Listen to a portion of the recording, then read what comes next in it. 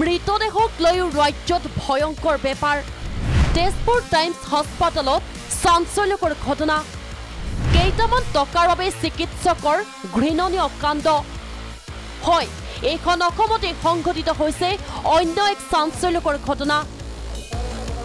যি খবৰ শুনিলে আপোনাৰো চকু কপালত উঠিব মানুহে ভগৱান বুলি গণ্য কৰা চিকিৎসকেই সংঘটিত কৰিছে এই জঘন্য ঘটনা মৃত্যুৰ পাছতো চিকিৎসাৰ বাবে ৰোগীৰ আত্মীয়ৰ পৰা ধন সংগ্ৰহৰ গুৰুতৰ অভিযোগ তেজপুৰ টাইমছ হাস্পাতালত সোমবাৰে আইচিইউত ভৰ্তি কৰোৱা হৈছিল 65 বছৰীয়া ৰেণু হুট নামৰ বৃদ্ধাগৰাকীক মঙ্গলবাৰে চিকিৎসাধীন অৱস্থাতে মৃত্যু হয় বৃদ্ধাগৰাকীৰ কিন্তু দানৱৰূপী চিকিৎসকে বুধবাৰৰ আগবেলালৈকে মৃতদেহটো চিকিৎসা কৰি থকাৰ গুৰুতৰ অভিযোগ উত্থাপন কৰে পৰিয়ালৰ লোকে এনে অভিযোগক কেন্দ্ৰ কৰি সৃষ্টি হয় উত্তপ্ত পৰিস্থিতিৰ অৱশ্যে চিকিৎসাৰ দায়িত্বত থকা ডাক্তৰ ভৱানী ভূঞাই অস্বীকাৰ কৰিছে এই অভিযোগ ইনফেকশন আছে তো দেও মৰা মানুহৰ পৰা ওলাই দিয়ে জিয়া মানুহৰ পৰা ওলাই জিয়া মানুহৰ পৰা ওলাব 11টা বজাৰ কথা আমি সোমাই গৈ 12টালে 10 মিনিট আছে উলিয়াই দিয়া নাই উলিয়াই দিয়া কথাটো হ'ল কি আমি ডেট ডিক্লেয়াৰ কৰিব নোৱাৰো যেতিয়ালৈকে ডেট হৈ গ'ল ডেট ডিক্লেয়াৰ কৰিব লাগে হাৰ্টবিটটো আমাক ডকুমেন্ট কৰিব লাগিব যে হাৰ্টবিটটো বন্ধ হৈ গৈছে আপোনালোকে গাৰ্জেনৰ সাইনটো কেতিয়া ললে ডেটৰ আগত লৈছে নে পিছত লৈছে ডেটৰ আগত লৈছে ইতিমধ্যে এই ঘটনাৰ সন্দৰ্ভত মৃত বৃদ্ধাগৰাকীৰ আত্মীয়ই দাখিল কৰিছে এজাহাৰ টাইমছ হস্পিটালত মৃতকৰ নামতো তেওঁলোকৰ ধন লুট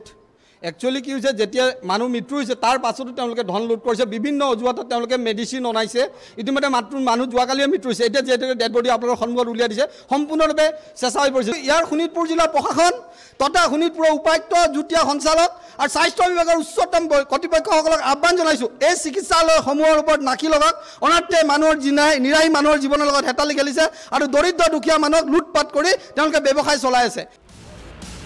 আনফালে আন এক চাঞ্চল্যকৰ ঘটনাই জোকাৰিছে নগাঁও জিলা অস্ত্ৰোপচাৰ নকৰাকৈ আত্মীয়ৰ পৰা ধন সংগ্ৰহ নগৰ GD nursing home and research চেণ্টাৰত এই কাণ্ড 14 দিনত দুবাৰকৈ অস্ত্ৰোপচাৰ কৰাৰ কথা কৈ ধন লৈছিল অভিভাৱকৰ পৰা ডাক্তৰ গোপাল চন্দ্ৰ ৰয়ৰ বিৰুদ্ধে অভিযোগৰ আঙুলি ডাক্তৰ গোপাল চন্দ্ৰ ৰয়ৰ বিৰুদ্ধে প্ৰতিবাদ ৰাজ্যৰ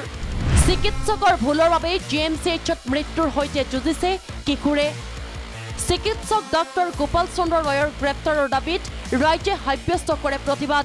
কেছটো মানে ল'ৰাটোৰ এটা পৰীক্ষা কৰা হৈছিল তাৰপিছত পৰীক্ষা কৰোঁতে তাৰপিছত তাৰ এপেণ্ডিক্স ধৰা পৰিছিলে তাৰপিছত গোপাল ৰয় নামৰ এই যিজন ডক্টৰ তেখেতে মানে ধৰি লওক অপাৰেশ্যন কৰিলে তাৰপিছত অপাৰেশ্যন কৰি কৰাৰ পিছদিনাখনৰ পৰা তেখেতৰ পেইন আৰম্ভ হৈছে তাৰপিছত পেইন আৰম্ভ হোৱাৰ লগে লগে তাৰপিছত মানে ধৰি লওক তেখেতৰ তাত মানে আৰু মানে ধৰি লওক এইটো পৰীক্ষাৰ কাৰণে অনা হৈছিলে তাৰপিছত চেকআপৰ কাৰণে অনা হৈছিলে তাৰপিছত বাৰে বাৰে মানে সপ্তাহত 3বাৰ চেকআপ কৰা হ'ল তাৰপিছত ডক্টৰে ক'লে কি ইমান যদি পেইন হৈছে তেতিয়া আপোনালোকে চৰকাৰী হস্পিটেলত মানে ভৰ্তি কৰাই দিয়ক তাৰপিছত চৰকাৰী হস্পিটেলত যেতিয়া ভৰ্তি কৰাই দিয়া হ'ল তাৰপিছত ভৰ্তি কৰাই দিওঁতে তাতো যেতিয়া অত্যন্ত পেইন হৈছে তেতিয়া তাত ক'লে যে এটা পৰীক্ষা কৰি দিয়ক তাৰপিছত তাত এটা পৰীক্ষা কৰা হ'ল তাৰপিছত যেতিয়া তাত এটা পৰীক্ষা কৰিলে সেই পৰীক্ষাটো মানে ধৰি লওক চৰকাৰী হস্পিটেলৰ ডক্টৰজনে ক'লে কি যে এইটোতো অপাৰেশ্যনেই হোৱা নাই এইটো অলৰেডি মানে ৰং ট্ৰিটমেণ্টটো ৰং হৈছে তেনেকৈ বুলি ক'লে এনেদৰে চিকিৎসা ক্ষেত্ৰত সংঘটিত অভাৱনীয় ঘটনাবোৰে উদ্বিগ্ন কৰিছে সৰ্বসাধাৰণ জনতাক তেজপুৰৰ পৰা সঞ্জীৱ হাজৰিকা নগাঁৱৰ পৰা অজিত শইকীয়াৰ ৰিপৰ্ট প্ৰাগ নিউজ